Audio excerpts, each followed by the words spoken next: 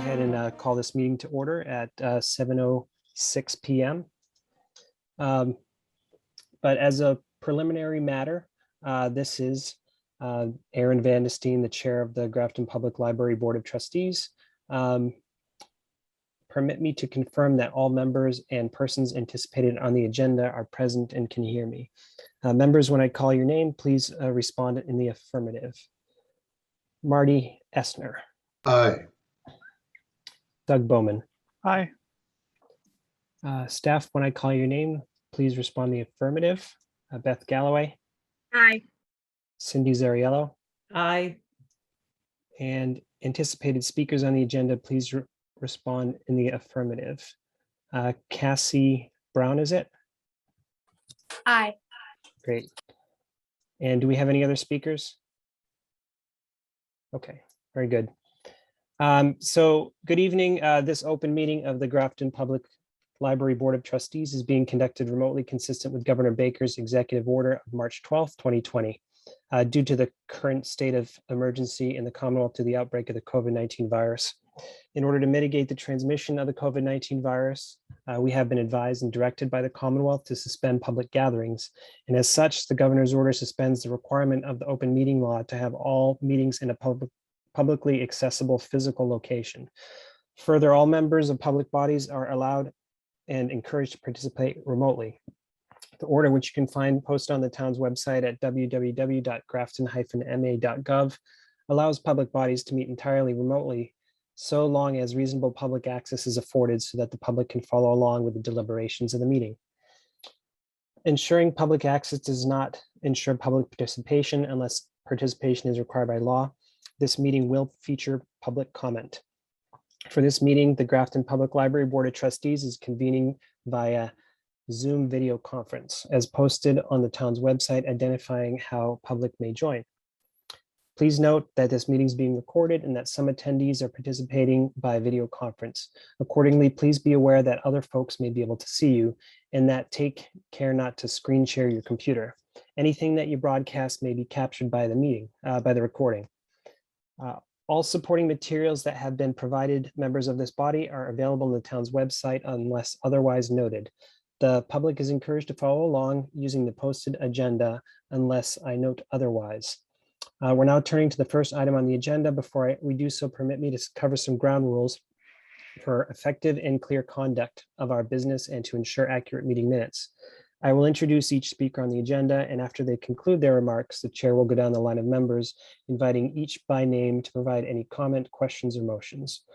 Please hold until your name is called. Further, please remember to mute your phone or computer when you're not speaking. Please remember to speak clearly and in a way that helps generate accurate minutes. For any response, please wait till the chair yields the floor to you and state your name before speaking. If members wish to engage in colloquy with other members, please do so through the chair, taking care to identify yourself. For items with public comment, after members have spoken, the chair will afford public comment as follows. The chair will read public comments, questions received in advance of the meeting, followed by real-time board or applicant responses. Public comments during the meeting will be conducted through the chat feature in Zoom, and the chair will read real-time comments, questions typed by computer participants in the chat feature, followed by real-time board applicant responses.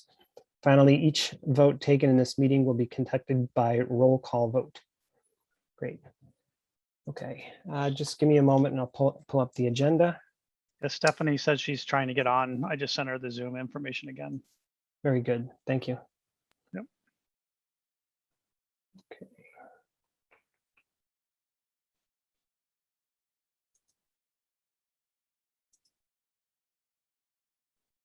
Oh, fantastic. Thank you. So approval of minutes.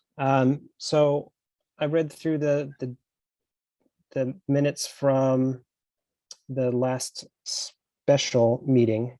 Were those, did everybody have an opportunity to read the minutes from the special meeting? Okay. I'll entertain a motion to, actually, we can't approve anything. And oh, here's Stephanie. Great. Now we have a quorum. So I will entertain a motion to accept the special meeting minutes from September 14th, 2021. Marty, I move that we accept the minutes as written from the special meeting of September 14 this year. great. Motion made. Any second?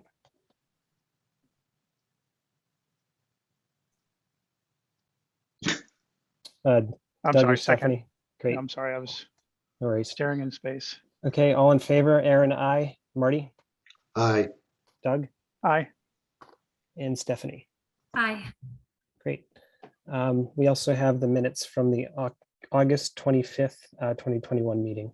I'll entertain a motion to accept those minutes. Marty, I did not receive those minutes, nor did I receive a what do you call it, a Google Doc with those minutes, which I thought was supposed to come. Was it sent out? Yeah, I didn't get them either. Yeah, so Cindy, I think, sent them to me and I missed them in my email because of being completely overwhelmed with the construction project. And I have not reviewed the ones from the 25th of August. So I did not get a chance to send them out. I've been out and sick. The notes that Cindy provided for the 14th were mostly based on my taking notes during that meeting. So yeah, so Okay. I can have the 25th for next month. I'm sorry that I was not prepared for them for this month. okay, Passover. yep. So we'll table approving minutes from August 25th, 2021. Great. Moving on, approval of bills, warrants 10, 11, 12, and 13. I'll entertain a motion to approve the warrants. So I put a motion forth to approve warrants 10, 11, 12, and 13. Second. Okay, motion made and seconded. Any questions or discussion? Okay, hearing none, all in favor, Aaron, I, Marty, Aye. Doug, Aye. and Stephanie.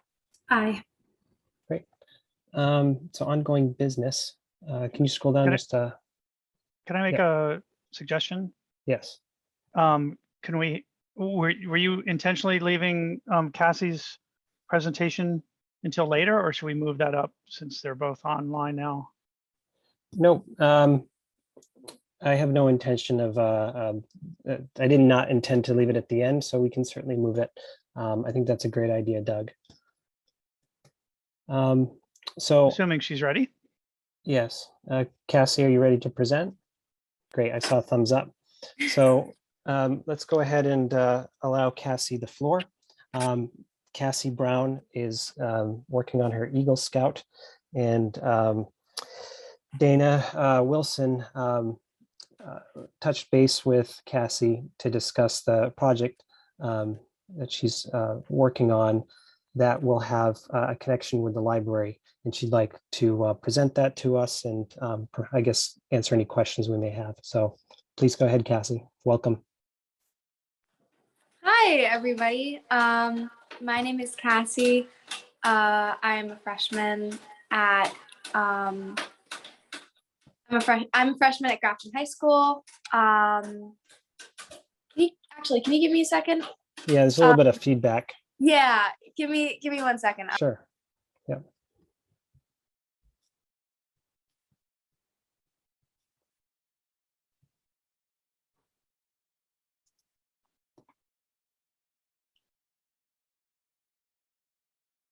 I presume we don't have to like approve the proposal. It's just whether or not we're endorsing it, right? Yeah. Yep.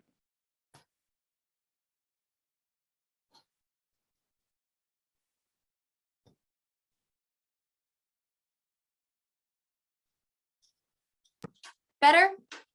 Yes. Yeah. Okay, I figured. Is it okay if I share my screen at this time? All right. I have a really quick Yeah, I made you co-host. Yeah, I have a really quick presentation. I just want to give you guys some of the basics of what I'm doing. There's some cool pictures in there, so I'm gonna share screen.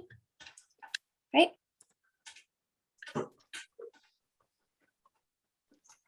Can everybody hear me and see me and everything okay? Yep, so we can see your phone being Yeah. shared. Yeah. All right, great. I'm sorry, I'm on my phone. That's how it's gonna be tonight. So that's my first slide. Basically, what is the Eagle Trail? Which is the name of the trail that I'll be clearing. The Eagle Trail is a roughly half-mile and wingspan wide width trail. It's behind the Grafton Public Library in the parking lot. So I'm proposing that it's going from the way back in the parking lot, where the woods start. It'll be entirely in lot 89 of our town land. And one of the big draws of this trail is that it has no waste. It's completely sustainable.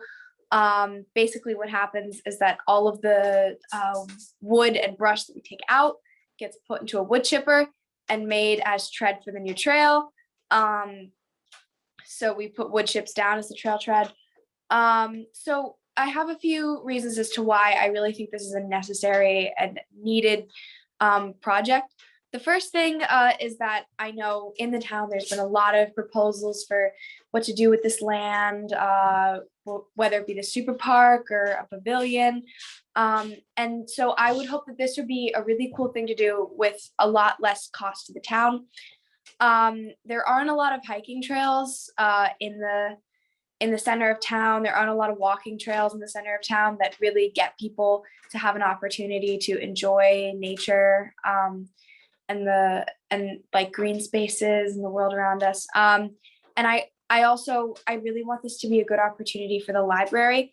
I'm trying to leave it as vague as possible so that the library can really choose to do as they want, whether it be nature walks or story times in the woods or whatever they choose to do. I want to leave this as a resource for the library. I also there's an old road back in there. There's a cool tree. There's a lot of stuff that I think that is really important for people to see and enjoy. On my second slide, I have a Hey, picture. Cassie, can I stop you for just a moment? Is it possible to turn your phone sideways? I don't know if it'll make a difference with the presentation. They're just a little small. I'm sorry. It will not let me turn my phone sideways. Oh, all right. No worries. Continue. I'm sorry.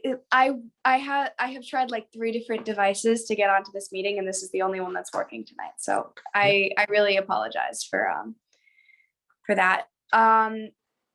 So here's just a quick list of materials. And then there's a cool picture of the woods.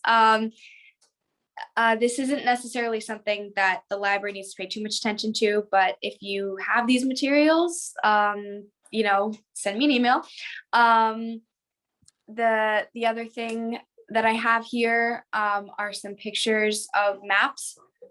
So the one all the way to the right is going to be a satellite map of the area. The second one is going to be one that's a more like drawn out map. It's also more accurate to what the parking lot looks like.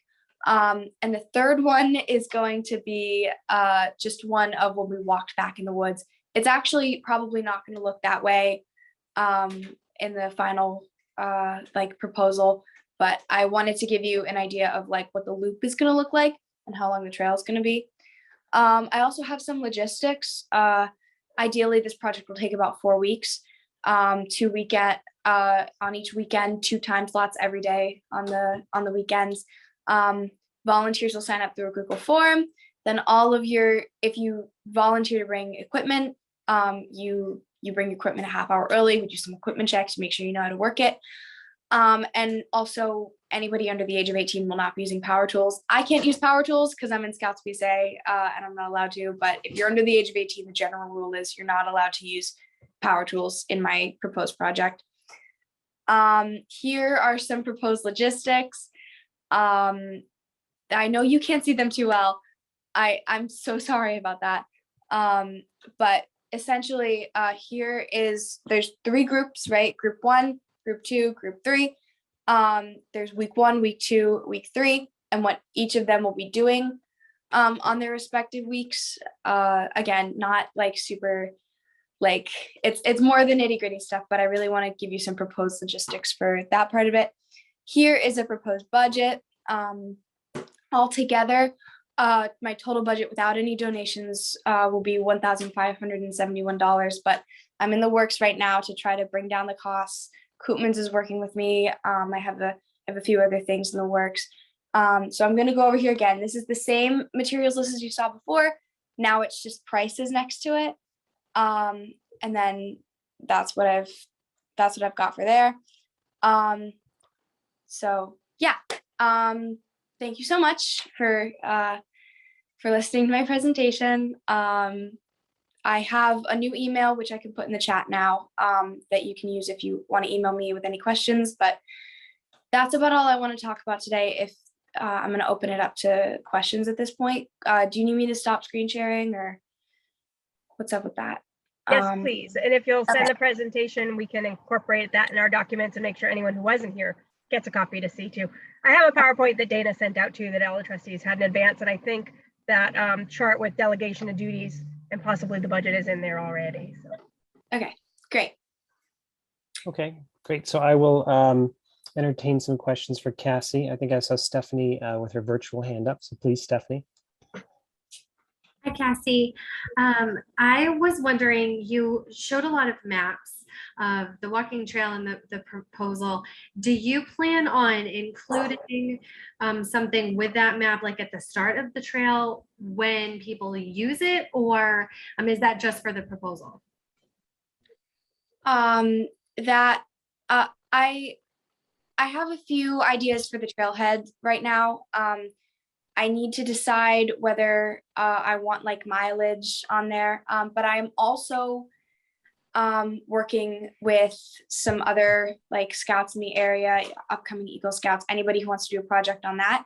And that might be something that they choose to do, where they put up a sign that has a full map of what the trail is going to look like and some history and stuff like that. So that is definitely something that I'm entertaining if it looks like nobody's gonna put up the sign, but even then that would definitely be like a huge addition onto an already really big project. So it would be something that I'd have to consider, but I'll see how I can coordinate that.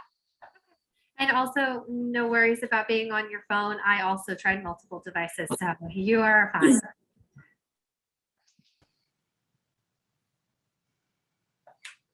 Great. Thank you, Stephanie. I see Doug, please. Yeah, it looks great. Thanks for the proposal and everything. It looks like an exciting project. Did you walk the property? Like rumor has it, there's like an old baseball field back there, and are those the structures you mentioned? Is that what you saw, like the road and some trees? I do not see an old baseball field back there.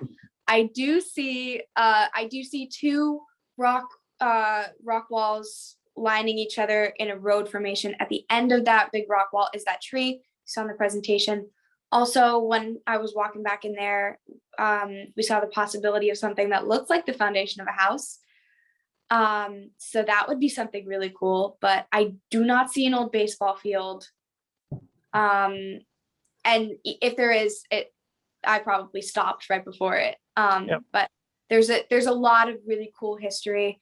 I would love to see somebody go back there in their free time with like a metal detector and see what they can find, because this is a really old part of Grafton. Yeah. Thanks. Great. Great. Beth.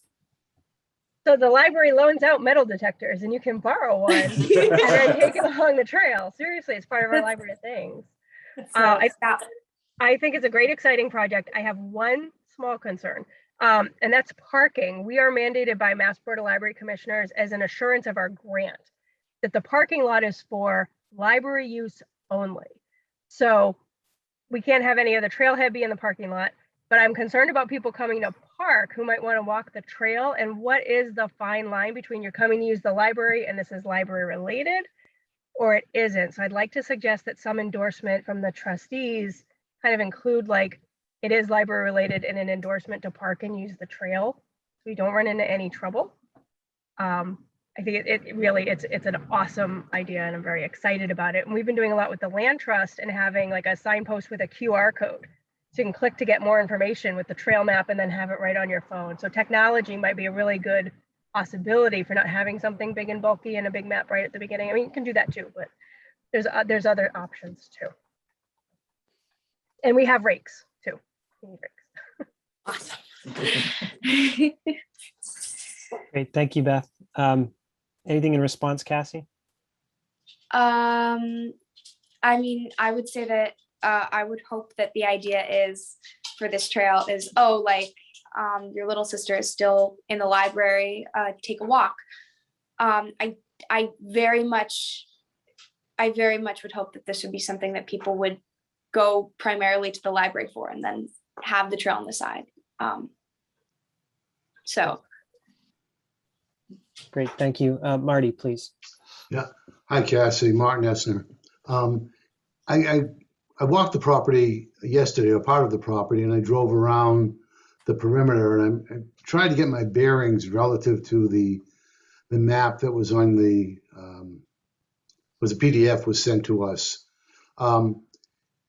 It looks like a very big parcel, and does it go all the way and butt up against the properties along South and Sibley and South Old Upton and Sibley and Upton itself, or is it not that far back? It is so my trail stops at the property of a house on South Street. It's about midway down South Street. As I'm going around, I keep probably around like 30 or 40 yards away from anybody who's any house or any property lines. Sure. So it's not close. It's not anywhere near Old Upton Road. It stops about halfway down South Street and comes back. It's a super easy walk. So Yeah, it actually goes up sorry, South Street, Marty. Sorry, I was just telling you, it actually goes up South Street behind those houses Right. more so than the other, than Sibley. Right. Does it, I'm trying to understand where that, if you look, I got my east-west right, northwest. When you head westward out from our parking lot into the opening area, as you continue west, if I got my bearings right, you'll have South Street to the north on your right, and then south curves a bit, becomes Old Upton. Curves to the left becomes Old Upton, and then you take a further left onto Sibley, which then goes and curves around and ultimately intersects with Upton. What I'm asking is not where the trail is, Cassie, but I'm just trying to get a sense of where this property ends. Is this one parcel go all the way westward to butt up against the property lines of the properties, people who live on Sibley, Old Upton, and South Street? no, It's not. Okay. It does not. I think it is cut off by some properties belonging to a homeowner. It probably cuts off right around the point where it stops with Bruce Street and South Street. So there's an intersection, and then it goes up on Old Upton. It probably stops a little bit before that. Okay. But I could never go all the way back in there. So that, but No, yeah. I don't expect that you would take a trail back that far back. I'm just trying to get a sense of where that property is, because driving around it just seemed a lot bigger than I imagined. I mean, roughly, it looks like the land is like 6 or 7 times the footprint of the library. But that's neither here nor there. My next question is, I read in the Grafton Common, I think, has the Board of Selectmen, Select Board approved your project already? The Board of Selectmen isn't approving my project. So I went to the select board to give them my proposal and I get some ideas from them. The same thing that I did with you guys. The person that'll be giving me, so basically they endorsed my project. The person who will be giving me the signature of approval is Evan Broussard. He is the town administrator. Town administrator. Okay, so I understand clearly the land is parcel 89 is not library property, and it's not under the management or control of the library. It is not. Okay, so just my way of thinking, so you might understand where I'm going. The library board is charged with protecting the assets and managing the assets of the library and managing the operations of the library. Irrespective of how any of us might individually feel about your trail, I'm not sure that we have jurisdiction to endorse, which really just means to publicly approve the project. And in fact, it would, someone else clearly has that authority. It turns out it's Evan Broussard. So I don't know that it's appropriate for us to do any kind of formal endorsement. Yeah, it's definitely the reason that I'm here is, number one, because Evan Broussard actually asked me. He asked me because he wanted me to work with the library on this. And the second reason is that this is your parking lot. It's bumping up right against your parking lot. So while he might not be able to officially endorse this, this is something that I want to bring to your attention, and talk to you about, and have the library board of trustees give their opinions and any ideas they might have, because this is ultimately something that is in the eyes of the public seen as together when they're right next to each other. So it's the library and then a trail behind the library. Can I ask a couple more questions, Aaron? Yep. All right. So, for better or for worse, I'm a retired attorney. I used to do a lot of real estate law, and I don't mean to put you on the spot, but have you looked at legal issues with respect to doing this project? What do you mean by that? Well, there are laws generally that deal with doing any kind of real estate construction. I don't know whether this is an environmental impact issue. I don't know whether there are engineering issues regarding ecology. I just don't know, and I'm just curious about that. So I from all the work and the stuff that I've done with people, I've worked with Mr. Deschaines. I've worked with like countless people all around the town, and you're actually the first person to bring that up. So I would hope that the select board would endorse my project, knowing that this is legal. I'm not constructing anything. I'm staying 100 feet away from any wetlands. I'm not cutting down any trees, actually, unless they're like widowmakers laying on the ground completely dead. Mhm. I'm not really doing anything other than clearing dead trees and pulling out some brush and then laying down some wood chips on top of that. So I don't know what laws there would be that would say that there would be certain things I would have to especially be careful of, but I would hope that in all of my work and research and looking into this, that would be something that would come up a lot earlier than some of the other stuff that I've been working on. Okay. Thank you. Speaking as a trustee, I appreciate you bringing it to our attention and recognizing that, yeah, it will abut on the parking lot, and any effect it may have on the parking lot would be something of our concern. I think it's, by the way, I'm a retired Boy Scout for over 60 years, but I enjoyed it, and I have a lot of respect for you going forward with this Eagle Scout project. I don't know what percentage of scouts go on to achieve an Eagle Scout. I suspect it's rather small. I had a law partner once who was an Eagle Scout, and even into his 60s, he still wore a Eagle Scout pin on his suit coat lapel. It's something that's on your resume forever and well worth being proud of. So I wish you the best of success with this project. Thank you. Okay, so I will entertain a few more questions for Cassie. It looks like Beth has her hand up. Go ahead, Beth. Stephanie, I know you had your hand up first, but mine's related to Marty's question, which is that when Cassie reached out about the project, I sent a long list of all the different boards and committees and people she needed to vet the project through, and it included conservation and I believe legal and select board and planning and everybody. So she's really, I think, done her homework and is making the rounds. And I don't know where we fall in the rounds, but I think we're number 2 for having to say yes before, like if we say no, it might stop with us. Thank you, Beth. So Cassie, you're doing a fantastic job answering all our questions. I'm surprised we're just firing at you one after the other.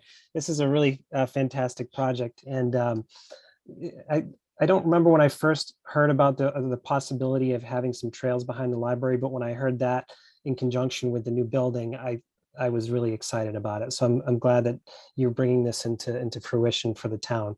I'll certainly, both my kids are Cub Scouts, and one of the biggest things that I love about supporting them as Cub Scouts is going on the hikes. So having a spot where people visiting the library, and just as you said, this is really for as an amenity for people who are visiting the library. And I think that's a perfect stance, and I would support that. So a lot of the concerns that I have surrounding like hiking trails that are open to the public are, things like, I don't want to say vandalism, but trash or dog walkers who leave, leavings from dogs in and around the trailhead or even on the trail itself. So certainly, is there an upkeep and maintenance kind of down the road? I know once you finish the project, you're going to have to leave it to others. Yeah, I think that, I mean, I am part of a troop that loves service projects. If it looks like that trail needs maintaining, we'll have scouts that will love to come in and help with the community. So in the realms of like trash and cleaning up like small brush, I would probably say maybe sometime in the future it'll be something with the Boy Scout troops that'll go and clean up the trails. When it comes to things like downed trees or large obstructions, I would probably leave that to something more professional. That's a great point. So since it's town land, I would assume that the town would take care of any sort of thing that would obstruct the trail. Yeah. Okay, that's good to know. So where do you anticipate the trailhead to be? I would anticipate the trailhead to be when you're going and looking at the back of the parking lot, right? And there's the barrier, the big wooden barrier way at the back of the parking lot. Towards the guardrail. Okay, the retaining, not the retaining pond, the detention pond. Yeah, so on the other side of that guardrail, not where the detention pond is, there's like a little dell, and there's some, I don't know, rocks held together by wire going over that dell. That's the trail. That's where the trail will start. And how will people find the trail? What sort of signage, and possibly, where would that go? I assume it wouldn't be right on the street where the library is. So they'd have to know that there's a trail there, right? I have one of two choices.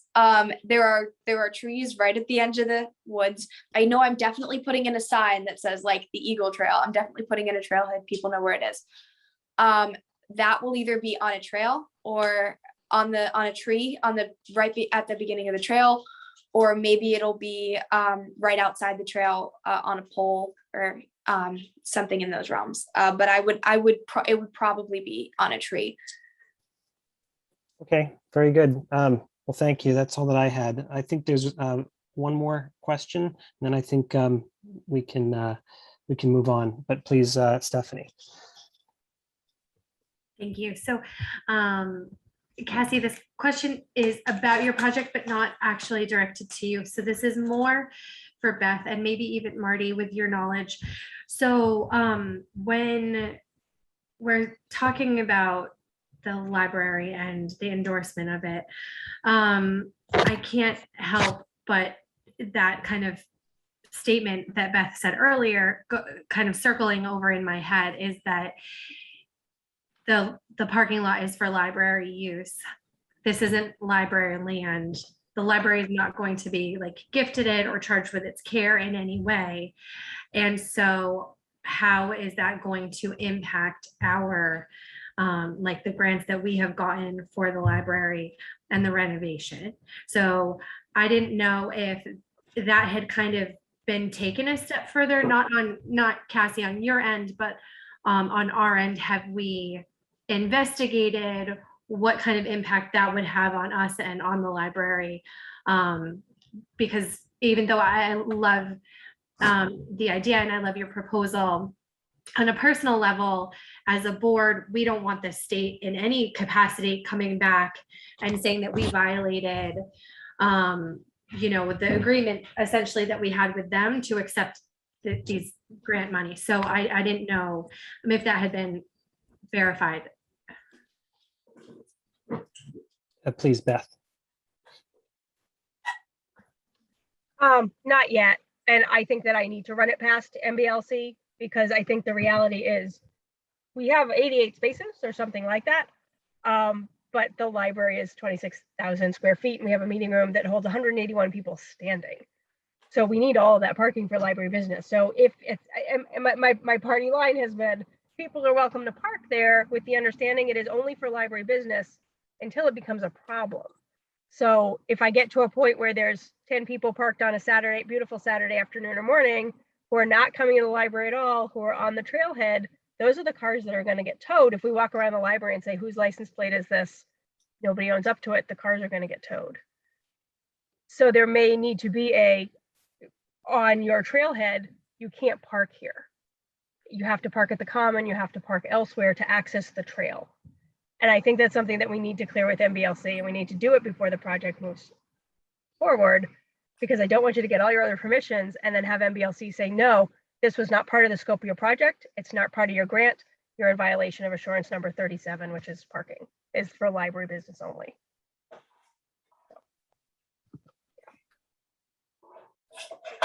Great. And even like, yeah, nights and weekends, we are planning to use our meeting room spaces, possibly for rent and for public use. So those people who are using those spaces, it will be considered library use. And if someone's having a wedding and they have 200 guests and they need every space in that parking lot, and now they're competing with the trailhead, it could be an issue. So it might be worth investigating where the trail comes out on South Street and have trail parking along South Street. And that's the trailhead, the flip side, instead of at the beginning of the loop that's at the library parking lot. I just want to stress the trail is not coming out on South Street. The trail is a loop. Is what? A loop. A loop. The trail is a loop. Yes, I'm Yeah. saying you may need to consider if the answer from MBLC is no, that's not an acceptable use of library parking, then you may need a throughway or a get to the trailhead from another point from South Street, which would be the next natural, or Sibley, another entry point if we're not allowed to use the library as the trailhead. It's a possibility. Okay. Regardless of what the Casey, town might say.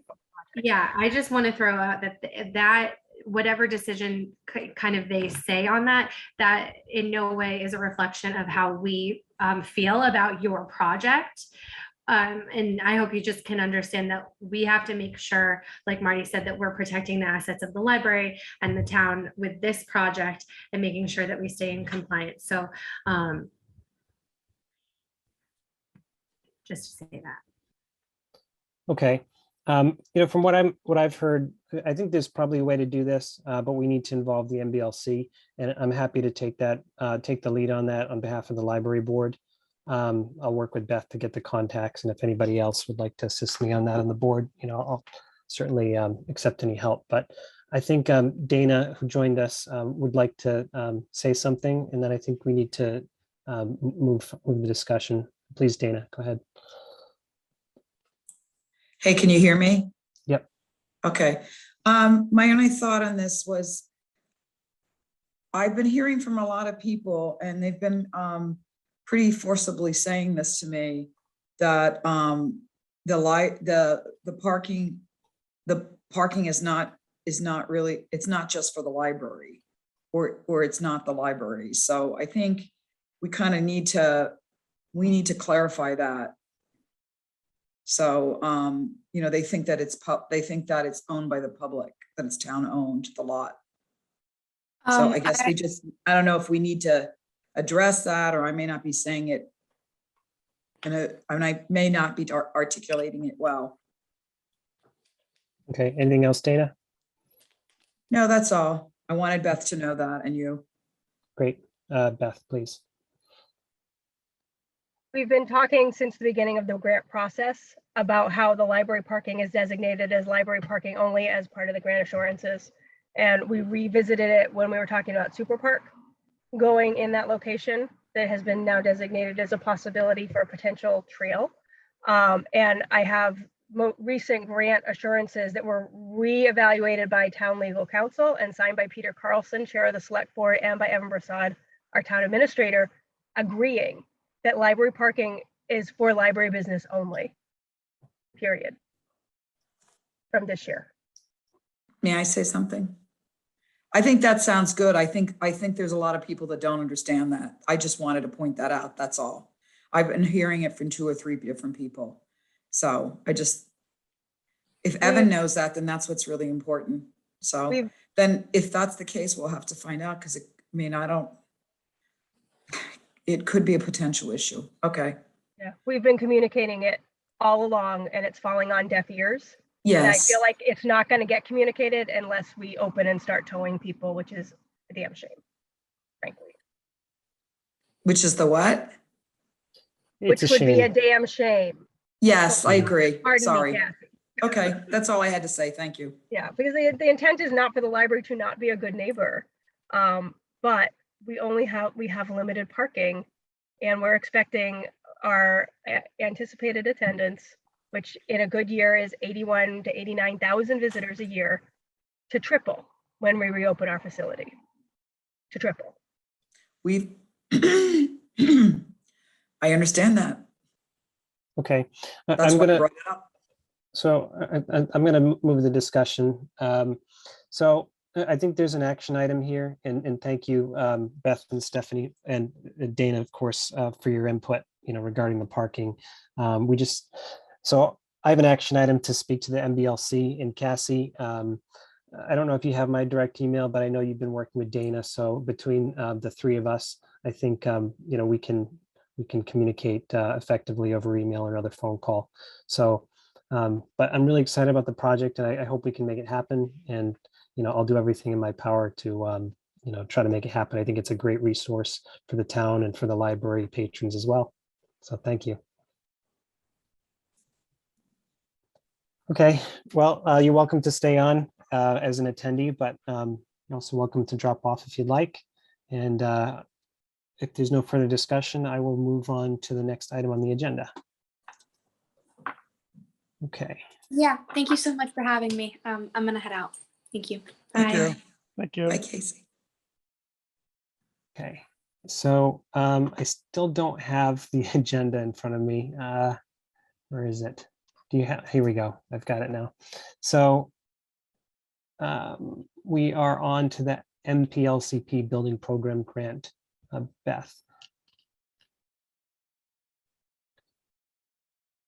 I don't know that we are any closer to opening the library than we were the last time we met. I've been in and out the last week with illness and celebrating many Jewish holidays. We still don't have phones. We still don't have the majority of our shelving. We still don't have our alarm system set up and running to the point where we can train staff on it and distribute key cards. We still don't have so many things. There's a lot of punch list items that are not a big deal for opening. Phones we're supposed to have in the next week, I think. We have determined that we could live without the current security gates, as we used to circulate items in and out of the building without RFID, and we could revert to that for the interim so that we can get people in the building and checking out materials. So I believe in my absence, what's been happening is we are trying to clear as much of the items that we can't shelve, like boxes of historical items, and trying to relocate those to meeting rooms, which would mean if we're able to open like in the next 2 weeks, meeting rooms would not be available because we have so many things stored in those meeting rooms. We would be opening without public computers because I still have yet to have a communication or sit down with IT to get public computing set up. But right now we are aiming for hopefully opening the first full week of October. And we'll see. I'm back on site tomorrow and we'll see what progress has been made.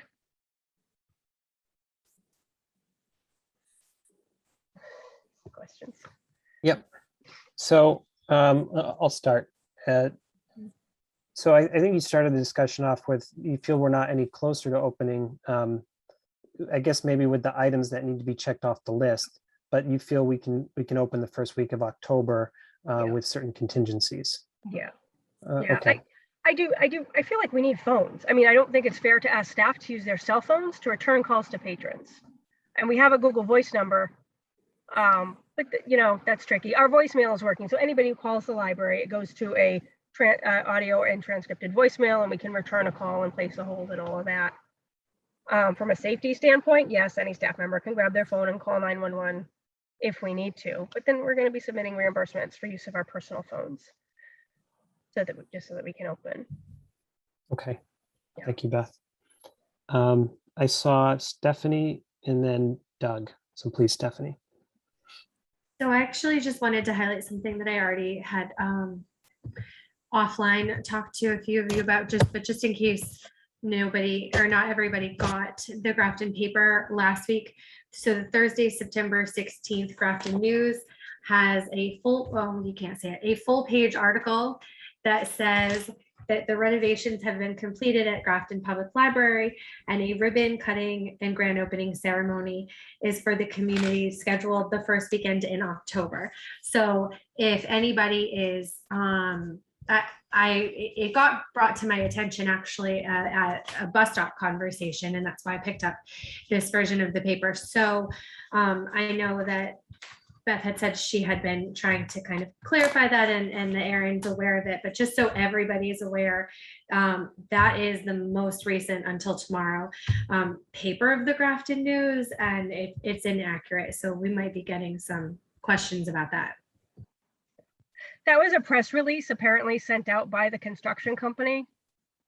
It's missing the grant tagline, and it's not accurate.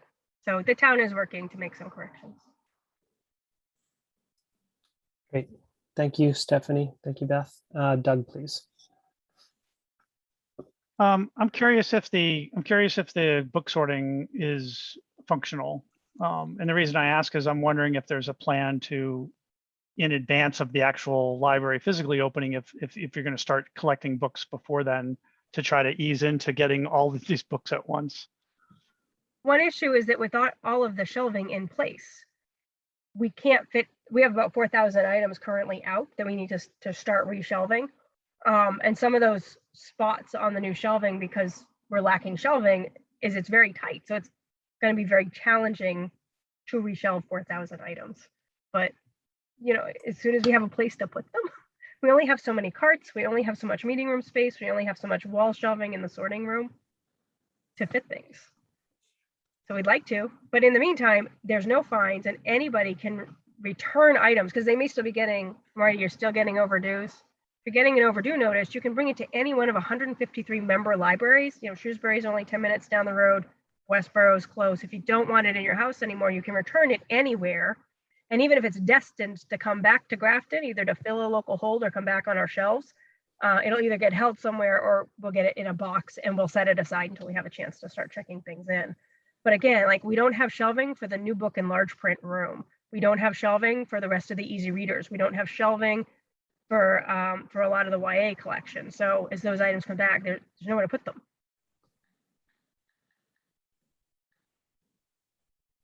And I still don't have a ship date for when the remainder of the shelving is coming, because this is just like a global, nobody's fault issue with not getting the raw material to fabricate the items to send out to us wherever we are in the lineup of libraries waiting for shelving.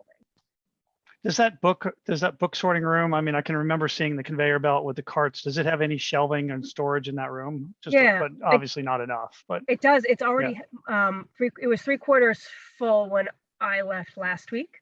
So there's 5 bins that things drop into, and then 5 bays that kind of correspond with where things might be going throughout the library. So the idea is the person in children's or teen or adult comes with their cart, goes to their bay, gets their items, puts them in order, brings them off to shelf, bring up the bay, have bins emptied, like a whole assembly line kind of system.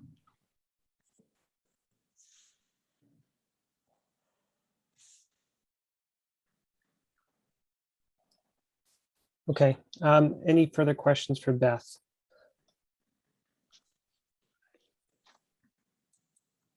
I guess just, sorry, not a question, just a comment. I mean, I know we're probably all similar, but we're obviously all antsy to get it open. And I personally would be okay with it opening without full services.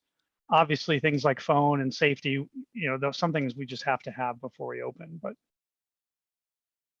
Yep, I'll agree with you, Doug. That's my feeling too. I mean, generally libraries have functioned for years without technology, and but shelving is another thing. I understand that, and if we don't have the whole collection out, then we don't. But I think it's better to have the library open and allowing patrons to see it, with the understanding that not everything is ready yet, and rather than just waiting for all services to be ready to go, and having the library closed until then. So, okay, sorry, I think I saw a question from Dana, please. Yeah, can you hear me? Yep. Yeah, I guess I guess this is a question for Beth, because she probably knows better than all of us, but I know she's saying shelving's missing. I'm wondering about a couple things. How much are we not able to shelf? And so my understanding is the last time I was in there were books on top of the shelves. And I understand that that's not a safe thing. Are those books still there? Is that still an issue? Because what I was thinking is, I have no idea, obviously, but it seems like you've done this already, but I'm wondering, will we have to remove all those books on those top shelves and put them somewhere else, like in a large print room or something, in order for the library to be open if we don't get the shelves? I mean, what if it takes another 5 weeks? Right. I'm just Yeah. curious because I know I was told it was a danger. And I just think you'd need hordes of people to help you. So that's why I wondered. So that's what they've been working on while I was out. The issue, like we can't take the large print that's on top of the, say, fiction stacks and just put I don't know how we would manage to keep it in the large print or new book room. There's no tables to put it on. There's no shelving in that room to put it on. There's only so much floor space. So there has been a plan to keep things on the same floor and relocate them to some of those meeting rooms and other spaces as best we can, just so that it's safe for people to come in and use. Staff got hurt moving and shifting things, and I told them not to move anything. Evan agreed to help mobilize the custodial team to help with moving and shifting. But what I heard is that staff went ahead and did it on their own, possibly while I was out. So I have no idea. I can give you a better update tomorrow, because I haven't been in for almost a week to see what's going on. Okay. Yeah, but that's absolutely a possibility. We can take whatever we can't fit on the YA shelving, put it in the YA tutoring rooms, hang up a sign that says, if you're looking for, I don't know, what YA manga, maybe if the manga shelving isn't there, it's now located here for now. So we can at least get people in the door and browsing and taking items and getting used to the new space. Okay. But then, like I said, that renders those tutoring rooms unusable for the time being. And the Mass Library Board of Commissioners are okay with that? Well, they want to know why we're not open. And when I came back with, we still don't have an official certificate of occupancy because we had 2 outstanding items. They said, oh, okay, well, when will that be? And I'm still waiting for the construction team to provide an answer to the date that's going to get signed and handed over. Again, I've been out, so it could have happened in the interim and I might be out of the loop and it might be all fine. But as far as I know, today, September 22nd, we still do not have a certificate of substantial completion signed by the architect or a certificate of occupancy that says the building is safe for people to use, to be in, not just for us to move in and out of, from the building inspector. Okay. And I've been looking at my email. So without those 2 things, nobody's coming in, regardless of the shape of the phones, the shelving. And it might just be because we have a fire extinguisher that's not labeled, or an exit sign that doesn't have a wheelchair symbol on it because that got missed in the process. Okay. So steps are being taken to correct whatever it is we need to get those 2 pieces of paper.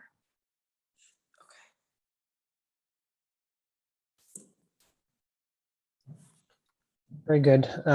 Thank you, Beth. What sort of assistance from the board you know, how can we help? I know you kind of set a firm date, the first week of October. Yeah. You know, we don't want to vote to enforce a certain date, but certainly we want to be open. You know, when we say we want to be open. Yeah. So, well, another issue is I have scheduled vacation time over Indigenous Peoples Day weekend. So Mhm. I really hate to do this to my staff, but you know, opening that first full week of October means I'm going to be gone Thursday, Friday, Saturday while they're open to the public, scrambling to cover desks. So they may need some support. I'm assuming we'll maybe have some bibliotemps to help cover by then too. We may need help putting materials on shelves. Should the shelving come in the next week or two, if we've relocated it indeed to other spaces in the building, that will be, I think, really helpful. Because I mean, ideally what was supposed to happen was that all the shelving and furniture would come in. The movers would do a direct move from St. Andrews right to the shelf locations in the new building. And we would open up and staff would not be schlepping books back and forth and shifting and even moving furniture, because now they've decided the layout is better a different way. So, and again, I don't want to fill out any more accident report forms for people who hurt their backs because they shifted for 2 hours. So physical labor and chocolate. Chocolate is always really good for morale. Yeah. So I think what I heard is if we could potentially mobilize some volunteers. This is certainly when the shelving comes in, right? So there's no point in mobilizing volunteers until shelving comes in. Okay, very good. Well, thank you. Anything else for Beth? Great. So the next item on the agenda is the grand reopening. Dana.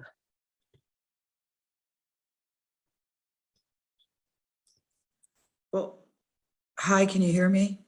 Mhm. As far as I know, we're not having, it's been postponed. That's all I know. I don't know when we're going to do it. We're going to have another meeting. I think, I guess until we really know how things are going, it doesn't make sense for us to meet again until we figure out when we can do it. I would think it makes sense. The library has to be fully functioning and looking the best it can look. And then we can decide when to have it. And I can work with Beth on that and see what her thoughts are. And there's a committee. So I'm thinking, I guess I should kind of start working on it and just see what happens. So I'm hoping, I don't know, we'll have to talk about it. The committee hasn't met. I think the library's got to be really completed. So, I mean, it has to look really almost perfect, I think, as perfect as we can get it in this year. So I'm going to work closely with Beth when she lets me know, when she has she thinks that's like a couple weeks away, then I think we'll start figuring it out. I mean, we'll have to talk whether or not we think it's appropriate to do it in December or November or what. I know, it's kind of anticlimactic. I certainly would like to have one. So we'll work together as a team and see what the majority thinks we should do. I'm open to that. We want to have a good one and we want to do it right. We have ADA work that needs to be completed that that's not prohibiting us from opening. But what will happen is we might open to the public, let people come in and take stuff. Maybe we'll be able to do story time in the community room. We've got some small stones things coming up, which is exciting.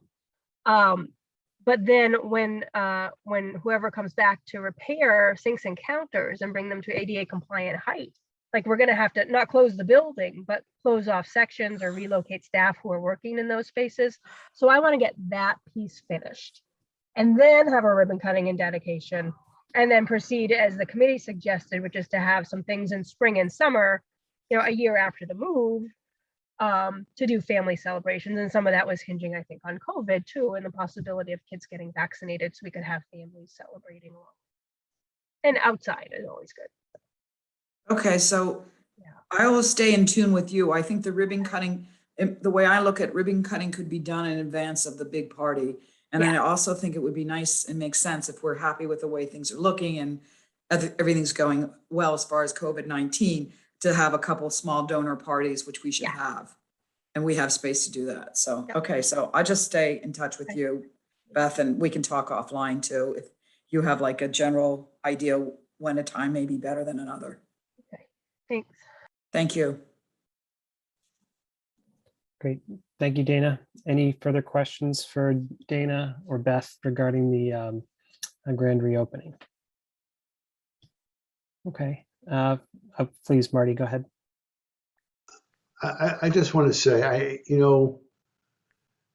it's a matter of focus. We're all disappointed that this library is not ready now. We've had tremendous obstructions between COVID, between ships getting caught in the Suez Canal, all the production problems that have gone on worldwide. And in the best of circumstances, I've been involved in construction projects. None of them get done on time. And in grand openings, uniformly well after the building is in use to some degree. So, it hurts, but it's a matter of stepping back, accepting the realities that have confronted us. In due course, we are going to have a grand opening. We are going to celebrate not only the grand opening, but all of our ability to overcome these obstacles. And Pat, ourselves, and particularly one person who is a staff person, to wit, the director of the library. But it's important, and let's not get too down on this. It's just a problem, a series of problems to be solved. And that's the way we have to look at it. We just can't get down on it. Dana, you've put tremendous amount of energy into it. Please don't get down on it. Thank you, Marty. Thanks, Marty. Any further questions regarding the grand reopening? Great, well said. So on to the fiscal year 22 budget update. We're spending money, bills are coming in. Some things are lower than I thought, some things are higher than I thought. We'll see how it comes out in the wash. I sent out the summary sheet from last month from the accounting office. Do you want me to pull it up to look at? Or you have specific questions? It's the same old, like, the contracted services is always high at this time of year because we had to pay that bill to CW Mars at the beginning of the year, and this is high and this is low. And I don't have any concerns today about our budget. I don't think you need to pull it up unless one of the other trustees would like you to. I guess my only question is regarding utilities. So have they turned over the bills to us yet for the new building, or have they always been under our, umbrella?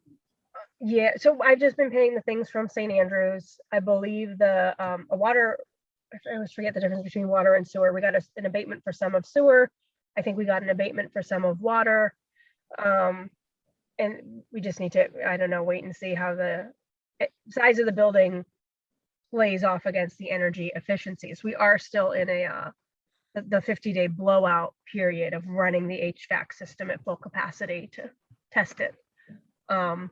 But yeah, the construction company picked up their bills. They had a few things that they paid a little bit late, but I think we're good as they're pulling out of the project and we're resuming payments on 35 Grafton Common and letting go of 53 North Main Street. Okay, thank you, Beth. Stephanie. Just a quick question about the St. Andrews property. Have we completed all of those payments? And if not, when do we expect to not have any payments left due to that rental? I think there will be a partial water bill because that's charged quarterly. So there may be, we're responsible for July and August out of the July, August, September period. And we have a good relationship with the Episcopal Church to divvy that up. A week ago, there were still some items and there was going to be a final walkthrough to figure out who owned what, if there was going to be an addition that we had to pay or a discount based on leaving things or leaving things for the next owner to take. Town of Grafton is handling that, so I can focus on other things. Okay, thank you so much. The book drop might need to still come over, and I thought it was DPW who was going to do that sooner rather than later. Again, I haven't been on site for a week, so it could be sitting at the new location and I don't know.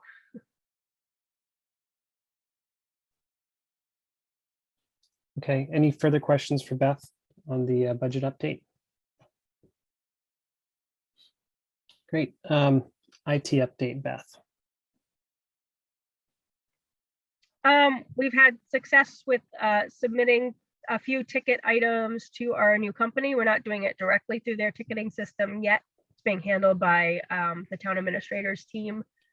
And the first thing I'm doing when I get back is trying to schedule and coordinate a meeting to make sure we have everything that we need for public computing and staff computers and software so that we can offer computers to the public sooner rather than later. William Blake, who is the town's procurement officer, among other duties, has been helping me get some of the things that are still loose ends ordered. So like he checked in with me about printers that I thought had maybe already been ordered but haven't, and he's taking care of that for me. So I have some help and support to get that off the ground. But they're also the company that's new to the town and they're doing other things for the town. I did also get some assurance from Evan that while I'm probably not going to get a full-time IT person on staff, but he will make a point to set aside some specific money for the library's exclusive use to make sure that our huge IT need is going to be met in this fiscal year and beyond. That was reassuring. Great. That sounds very promising. Thank you, Beth. Any questions for Beth regarding IT update? Okay, on to the Grafton Public Library Capital Campaign update. Dana. Okay. All right. Well, there's a bit of an update. We're working hard on the donor wall. We met with our Sunshine Sign Company. They're the ones that are creating it for us. So we had a meeting with them. I think it was last week that went really well. And I actually wanted to tell Beth that the owner of Sunshine, David Gillespie, he said he was really thrilled with what we've been able to do. And he was really just really amazed how great the library was looking. And he understood all the work that had gone into it and was very appreciative and understood how important it is for the community. So that really made us feel great. So that was good. So we're moving along with it. I think we have like 104 names on it. And so I'm gonna be sending to Beth tomorrow a document for her. She and I discussed this. She's gonna just have someone, we're gonna just kind of proof everything against your records. And then I have records and Doug has copies of our records too. So we've proofed it a couple times. So we're doing that. And then we're gonna meet with them again to go over, we're going to be responsible for, we're creating the plaques that will go in the endowment room, the rooms that have been endowed. So we're going to have another meeting on that. We've discussed it with them. We know how much they're going to charge us. We just haven't had the opportunity to talk to them about it. They want to focus on this one thing and they're very excited about it. They're really thrilled. So that was good news. And I also got a few more, there's been, I have a couple more, was able to get a couple more donors and, I guess I have it, and we have a little bit of time. There's one or two I may still try. There's some that I was disappointed I wasn't able to get. So I might work on some of that. I might work on like 2 or 3, but we pretty much have, I think we have what we have at this point. I'm hoping that, once we have some of these openings and parties and things, people will see it and see how great the building is, and perhaps we'll get some more donation. But we do have a steady income coming, so we're doing pretty well. We're not work concerned. And so Doug and I have been working with, we're figuring out exactly how we're spending the money in the capital campaign. And then also how much money we'll be able to give back to the town. So, we're kind of working on that right now. So we're in good shape. So, we're going to have a steady stream of income for the next 10 years. So everybody knows about that. And then we have some donors that are giving starting at the end of this month that are going to give us for the year a lot. So that would be good, like every quarter. So that's my news. So hopefully if anybody, needs to know any information or wants to make sure their name's just right, let me know. I've been kind of going nuts with it because I've seen different names that weren't spelled right on different things. So I found that Karen Duran's name was on the plaque when it should have been her new name, the name that she now has. So I think we're going to be okay. Doug is keeping me on my toes. And I think the fact that Beth is going to go over it. And also if an error is made, we can correct it. And we can also add updates. That's what we're going to have room for updates, which is for new donors. And if we end up doing another campaign, there will be room to put some names on it. So that's pretty much what I've been working on. So I saw a hand from Doug. Please go ahead. Well, I just want to add, we've also been working on the landscaping Yeah, plan, that's right. which is a pretty significant project. Worked with the landscaping architect and Andy to put together the landscaping plan, and we're very close to signing the contract for that and kicking off that project. That includes the front, the brick walkways up front, the obviously a lot of plantings, teen patio, the garden, there's the tiered garden area. So it's a pretty significant project. It's going to be done by that company Jam Construction, who's the one that was responsible for the town common. So really, as soon as the town common is done, which I think is very close, they're ready to walk across the street and start working on our project.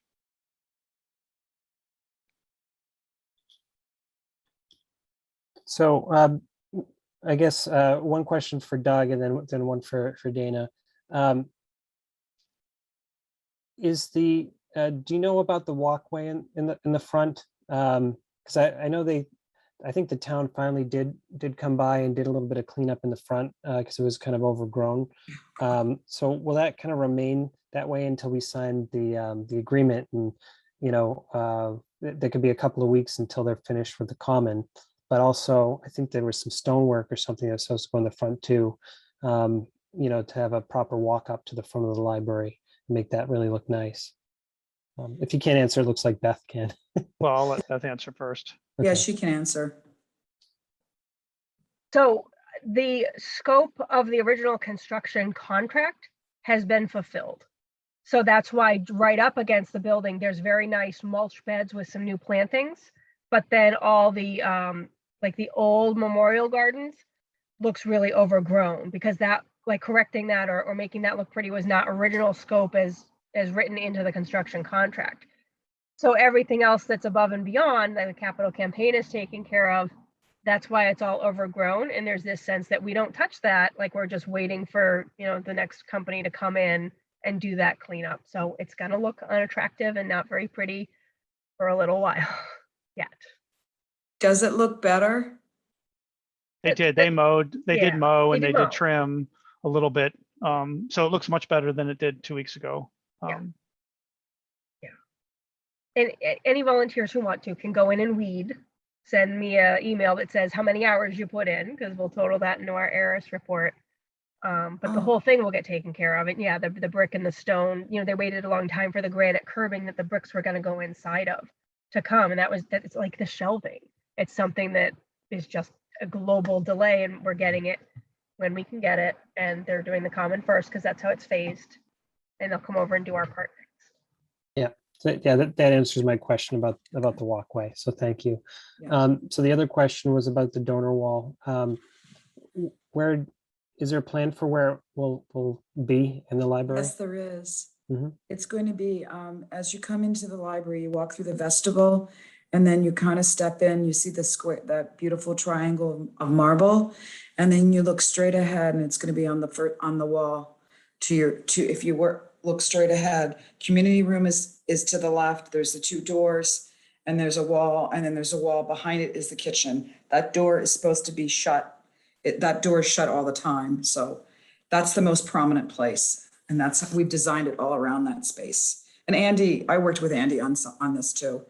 So that was, that we came up with a couple ideas, like where we think we wanted it. And then Andy and I walked around, and then we also walked with the sunshine person, and they said, yeah, that's where you want it. You got it. You got it right. So that's where we're gonna do it. It's gonna be a large wall. It's gonna be a large art. It's gonna cover the wall. It's gonna be a piece of art. So this is not in the hallway, but in the community room? No, it's in, there's like a lobby. There's actually a real lobby. There's like a lobby area.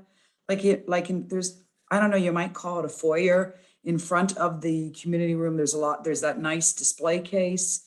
And then there's some room, I think, to like let people go in and out easily. And there's a wall to the right of that. Like if you came, there's 2 doors to go into the community room. You decided to take the second door, you'd be looking, and if you turned around as you were going in, you'd look and see a door that goes into the kitchen, and then you'd see a wall next to it, and it's gonna go on that. It's a large wall. Yeah, if you're facing the community room, it's the wall on the right. On the side of the elevator there. Yep. Yes, Right where the E is for elevator machine room, that wall there. Oh, cool. Beth, can you move it over just a little bit so we can see the entrance to that I mean, the area? entrance is really pretty. It's to I the mean, left, it's a right? nice entrance when you come through here. Oh, excellent. Yeah, that'll be perfect. And then when you come through here, the company that donated to the entryway is gonna have their plaque right there. So so you'll come in and see that, and you can come in and you'll see the other dedication plaques, I believe.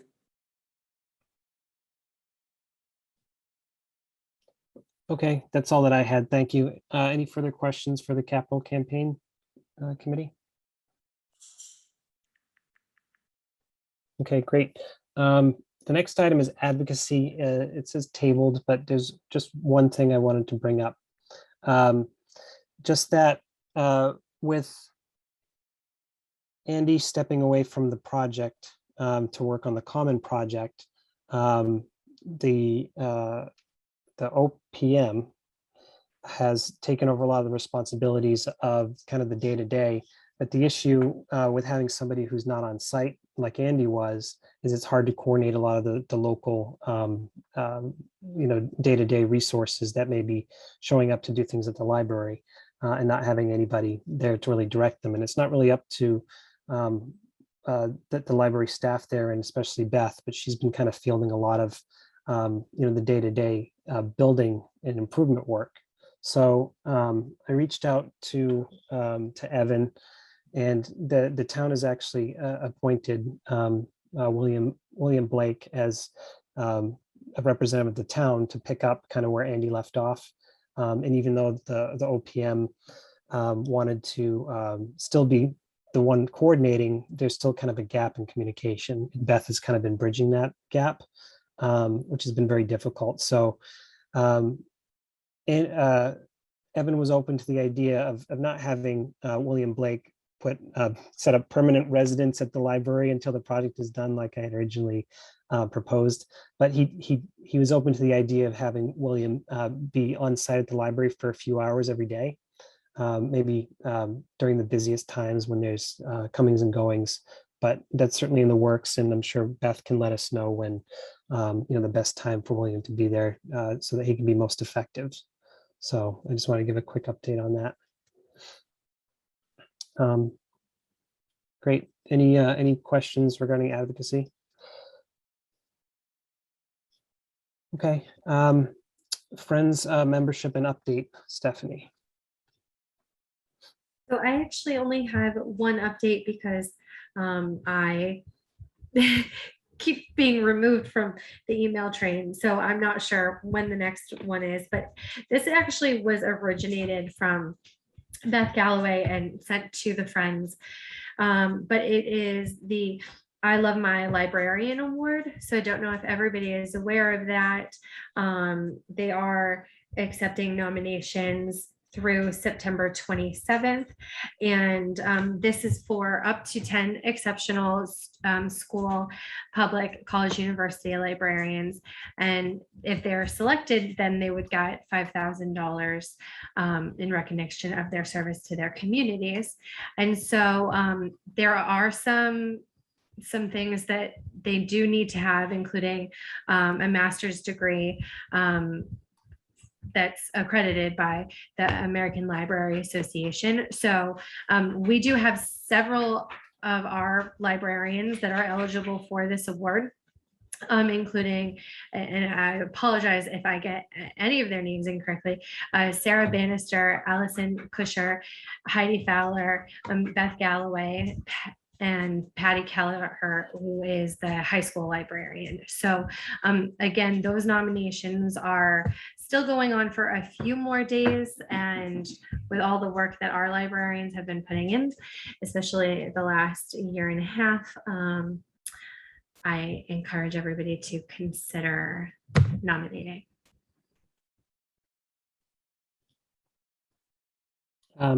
So Stephanie, how would one nominate a librarian? I can forward you the email, if then you could send it around to everybody. Because there is a link on there for you to be able to just kind of click on and nominate. Is there, is it something you can read over the air? Or is it a rather difficult URL? I had just taken some notes, so let me see if I can pull it up quickly.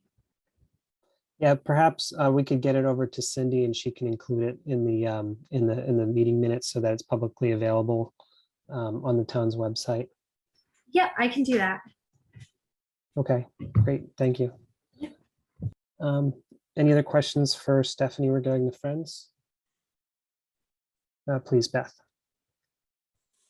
Guys must get so sick of hearing from me. There is a new proposed date for September. They were going to meet tonight, but didn't end up meeting. Stephanie, I'll forward it to you. I don't know why you're not on the email chain, but I'll connect again with Cindy Ide at the town to make sure you're in the group email. They're going to meet Thursday the 30th at 7:30, and the email I'm going to send has the Zoom link. Thank you. Yes, Carrie usually sends me the information, but on the emails, I am not. Yeah, there is a group email she can use, and it looks like she just fired off to the board. Not personal. That's okay. Great. Thank you, Beth. Thank you, Stephanie. On to building and grounds, Beth. I think it's kind of covered. We have a long punch list of things that we're working to correct, and we've already had a landscaping update. So everything's a mess, but we're working on it. Okay. Walkthrough should resume, I think, when we open to the public. That would be great. Okay, that's a great point. So we used to have a walkabout subcommittee. Do we have anybody who was on that before that would like to continue doing walkabouts? I feel like it was Karen, was one of the members of the walkabouts.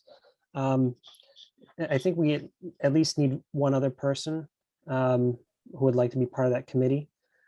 So you can either volunteer now or we can talk offline. Do we have any volunteers who would like to be part of that walkabout committee? I'd be glad to help out. I mean, it's going to be a while before we start, though. I assume we don't want to be walking through the building with all that punch list stuff getting worked on, because we might just find all the same stuff. But yeah, I'd be glad to join Karen. I can do it during the day too. So great. So I don't want to presume that that Karen is still willing to do it, but certainly, we can take that offline. Great. Thank you, Doug. Aaron? Yes, please. Sorry, not to interrupt. I did open up that nomination, so I don't know if you quickly want me to let everybody know what you need to do, because it all needs to be completed in one session. Okay. So, your first and last name, a zip code and email address, your the librarians that you are nominating, so you can nominate up to 2 on each time that you're going to submit this. The email address of the nominee, so you need to have the librarian's email addresses handy and the type of library that it is, obviously the city, and then you would write why you are nominating them, and then you submit it. So as long as you have their information, mostly their email handy, then you can submit it, no problem. Who do you submit it to? Is that Um, what you're gonna send us? Well, I'm Sorry. going, no, that's okay. I'm going to send you the link on how to submit it. So it's between the American Library Association, New York Public Library, and the Corporation of New York all support it.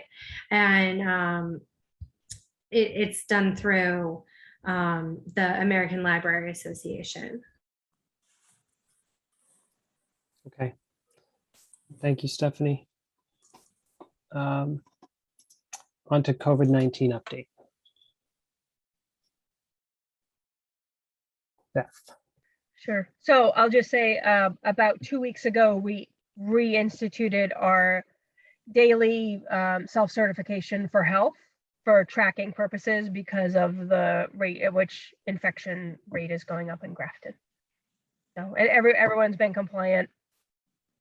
Staff are masking. We're asking visitors and contractors to mask. Sometimes we have to ask them more than once. Yeah. We're cracking down. Okay. What sort of signage do you anticipate would be in place when the library opens? When the library opens, we are going to use the memo that's currently on the door, which is from Evan Prasad, that says masks are mandatory in all municipal buildings. We may have our own, illustration probably of what a proper face covering looks like. We will have masks for kids and adults on hand. And what we'll do is anyone who isn't compliant, we'll offer them the mask. If they refuse to take it, then their options are now for a reasonable accommodation, which is home delivery or curbside pickup, but they may not come in the building. And if they continue to push or disobey, I guess, posted signage and staff directives, then they will be considered in violation of the library code of conduct. We're going to do an assertiveness training with all staff not this Friday, but next Friday, with a colleague of mine who will come in and kind of role play and push with them what that looks like when people won't do what you ask them to do, so that they're all comfortable and we're all on the same page with, we're not just going to go okay and let people walk in.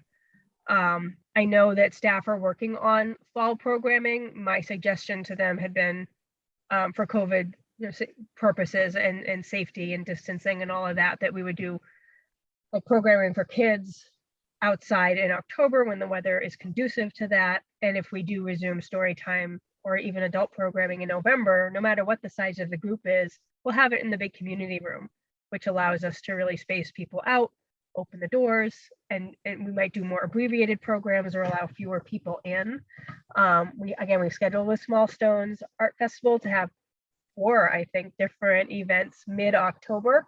And we think we can make that accommodation. We'll limit attendance if we have to and record, and we'll ask them to wear masks, and we're saying no food. But we think we can get a reasonable amount of people in to enjoy the various performances and events that we're going to be having and have it safe. And these are also catered to adults who will be vaccinated. I did hear yesterday that Pfizer got approved for vaccinations for youth, and they're really hoping to roll them out for 5 to 12-year-olds before Halloween. So that will be a game changer, I think, for how we're able to do winter programming. Fantastic. I don't have any further questions. That was a great update and fully expected. Any questions regarding the COVID-19 update from Beth? I'll also say we'll have the same compliance notifications that we had up at St. Andrews to say that staff are trained, that we're cleaning, that we're doing the mandatory self-certifications and all that. So that'll all go back up with a new date when we open. Okay. Great. So the next item on the agenda, I'm going to skip over presentation. Team advisor to the board is tabled. Diversity, equity, and inclusion statement is also tabled. We don't have any policies to review this evening. I think I spoke to Daniela. She mentioned that the policy committee will probably resume after the holidays, if not sooner, but I'm leaving that up to the policy committee. But we did approve quite a bit of policy in the past month. So kudos to those on the policy committee, and thank you for your efforts there. The next item on the agenda is the director's report. I don't know that I have anything that we haven't really covered. It's been moving and unpacking and trying to, fend off reasons for why we're not open to the public yet, suggesting that people return their books elsewhere, and it's okay to use other libraries' services in the interim. We don't have any bad feelings about that. We are still placing holds and just picking, Westboro or whatever the patron specifies as a, pickup point so that they can still get access to materials. I think I said in our statistical report that, physical materials were down for loan of physical materials. It was mostly renewals and staff checking items out during the month of August because we were closed for most of August. But, digital resources, lots of people borrowed ebooks and used Hoopla and used Comics Plus and all those online resources that are still available. I think we finished summer reading program about midway through August, and I'll have those stats at the very end of September, because I'll be putting them into the financial report, the ARIS report that I'm required to do for the state. So that's usually when we collect the complete summer reading statistics for who participated online. Adult book group has been going strong on Slack, which is a kind of a cool message board kind of a format. So that we're still doing 5 adult book groups every week.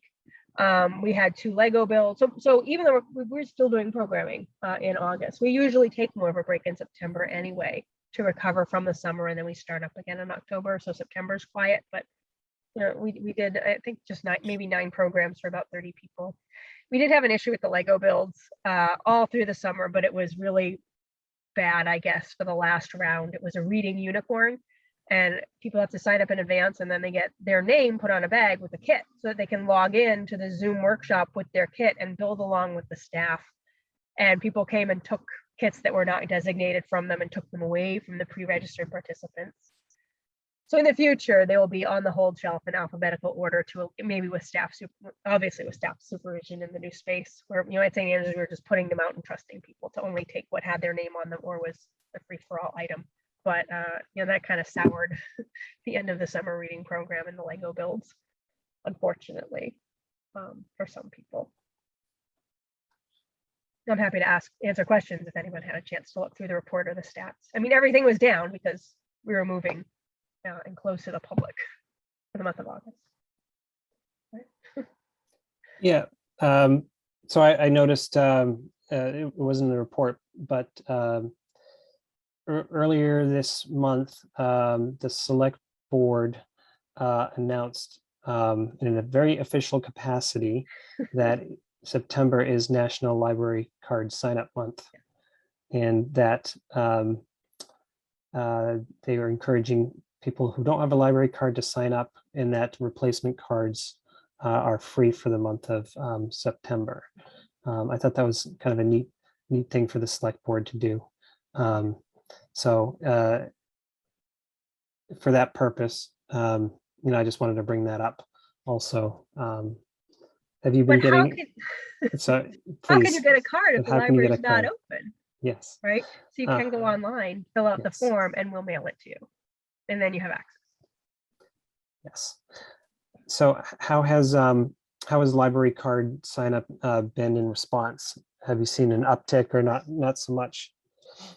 I don't track those statistics weekly. So I'll be able to tell you in October when I do my September stats, if it was high. I will tell you that it is often, we do see a spike in September, because usually when there's not a pandemic, we go to all 6 of the schools for the open house, and we are promoting library resources and reminding parents that a library card is the most useful card you can have in your wallet.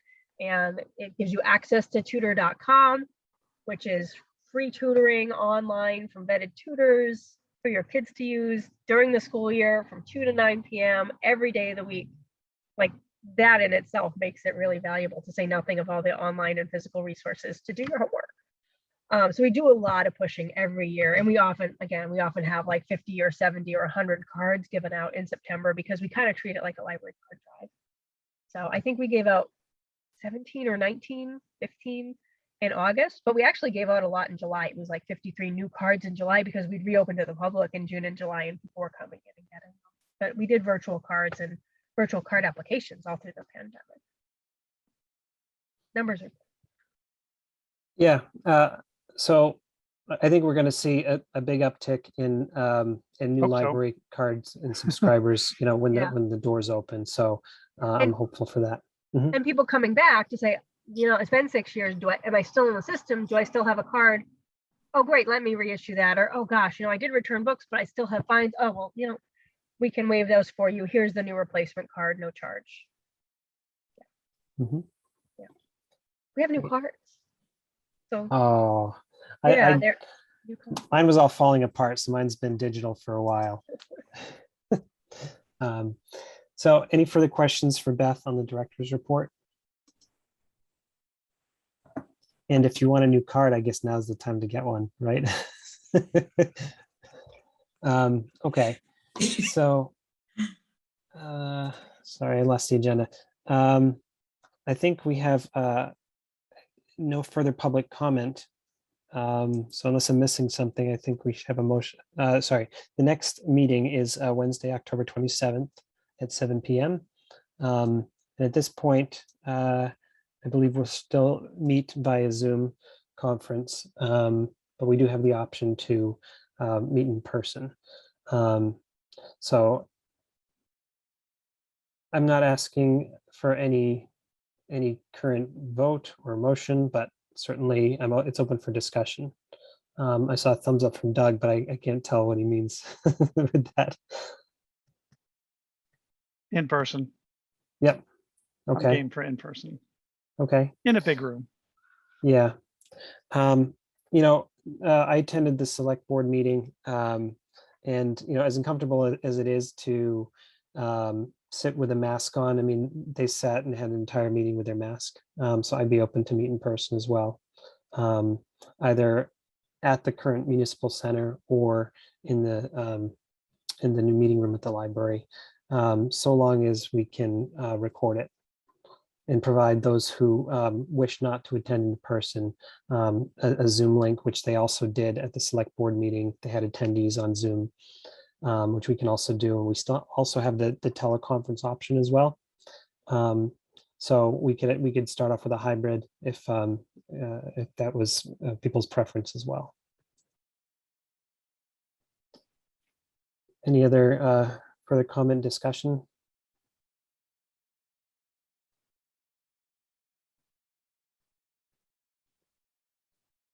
Okay, so I'm not able to make any official motions, but I would like to hear a motion to meet in person for our next meeting. If that's the way people would like to go.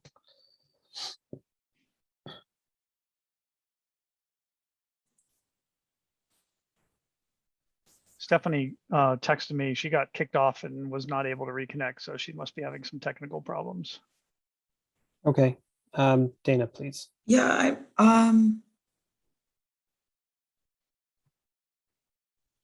don't know. I kind of wish we could, well, I guess it does. I mean, I'm going to be going to some events with big events, but I'm going to be wearing a mask. Some of it I'm not, I'm, you know, be careful. I don't know. I'm a little, if you want to do that, we can, but I just think, well, we don't know what's going to happen the next 2 weeks. I've been waiting to see what happens with the kids in Grafton, and I guess they're not getting sick. So that's a good sign. You know, I don't know what's happening in the schools. I don't know if they're getting sick. I thought that we'd find out something like this month in the beginning through mid-October, but I haven't heard anything. I don't think that maybe I haven't been attentive to my emails from my kids' schools.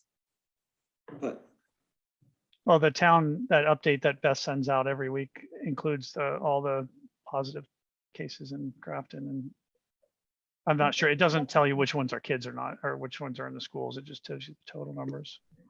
The last time I looked, it was 3, and then the next week it was 22 cases within the week. That jumped from 3 to 22. And I'll say kids are getting sick. My kid came home sick from school, not COVID. So okay. So finish your thought, Dana, and then I saw a hand from Marty. Yeah, I just wondered if it's too soon, but I know people are anxious to get back to the reality. But I wouldn't mind Zoom. It doesn't matter to me. I mean, if we had to make a choice, I would do for another Zoom, at least to through October, because I think then we're really gonna know where we sit. I mean, not unless we can change it. Thank you, Dana. You're Please, Marty. I would not be able to attend an in-person meeting. I'm not going to get into it publicly. Aaron, I can explain if you want in private. But I would like to move that the October meeting be by Zoom, and that we can revisit the issue with respect to the November meeting at that time. Okay. Motion made. Any second?